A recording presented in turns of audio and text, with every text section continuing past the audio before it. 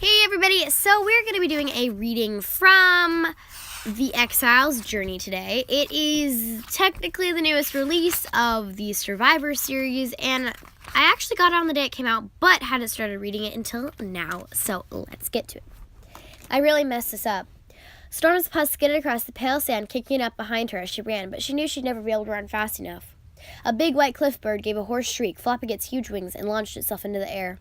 It had been setting itself on a jutting rock in the middle of the beach with its head tucked under its wings, the perfect prey, if Storm had only been patient enough to go around the rock instead of trying to climb it. But hunger made her careless. She'd lost her footing and sent a cluster of pebbles scattering under her paws, and the bird had taken flight. Instinct told Storm to leap after it, but her weak and tired muscles wouldn't obey her, and she slithered to an undignified stop, her front paws buried in the sand. She snorted in annoyance at herself as she watched the bird fly off. A good meal just flopping away into the sky. Such a waste. Storm scrabbled out of the sand and shook herself. She trudged along the edge of the endless lake, trying to ignore the rumble in her belly. The Sundog's lake glittered off the water. It was still and calm today, the sky clear and cloudless. Storm liked her fur. Storm felt like her fur had only just dried out from the warm rain that had driven all the small prey into their holes and burrows last snow sun. And she could also feel a prickling in her nostrils. The total lightning and thunder might be close, and creeping closer on soft paws. She had to keep going. Perhaps there would be another pool with those little darting brown fish. Although it had been barely more than a mouthful for Storm, they were never going to fill her stomach, no matter how easily they were to catch. Walking on the sand felt harder than it had before. It slipped out from underneath Storm's paws, and she kept losing her balance. She remembered Bella showing her how to keep her track light so she wouldn't sink, but she couldn't seem to muster the energy anymore. The skin on her flank and belly was hanging loosely. Would the pack think it was a big, scary, fierce dog now, she thought bitterly. Hunting alone was harder than she'd expected, and which was almost worse. It was no fun at all. She had her own eyes to spot prey with, and only her nose to scent it with. She hadn't had a scout dog running ahead to root out the next prey creature. No dog would help her head off a rabbit if it started, or talk through tactics with her before she sprang, or reassure her that she would be able to catch something soon when she failed.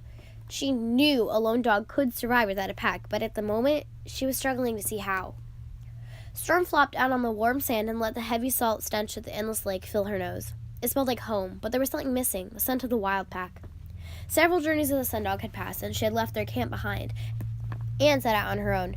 She had passed the reach of the patrol dog scent a long time ago. She'd paused at the lighthouse and shuddered at the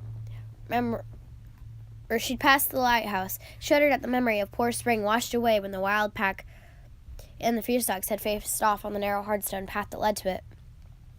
She was farther from the pack than she had ever been before. I should forget about them. Even if I wanted to go back, they wouldn't have let me. In her mind's eye, she could still see them. Alpha and Beta, their pups. Mickey, Snap, Breeze, Chase, Beetle, Thorn, Little Sunshine, Daisy, who Storm had thought was her friend.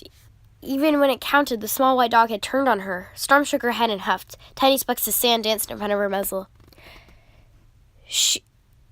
Still, it hurt when Daisy had piped up. I know something the rest of you don't. Storm walks in her sleep. Storm stared at the endless lake, a shiver running through her body. Despite the warmth of the Sundog on her flank, she was remembering. The fear dog. It flew before her, huge and terrifying, gripped its dark jaws, whispering and mewling was a golden pup. So that will be the first half of the chapter 1 of the Exiles journey. Goodbye. Come in next time.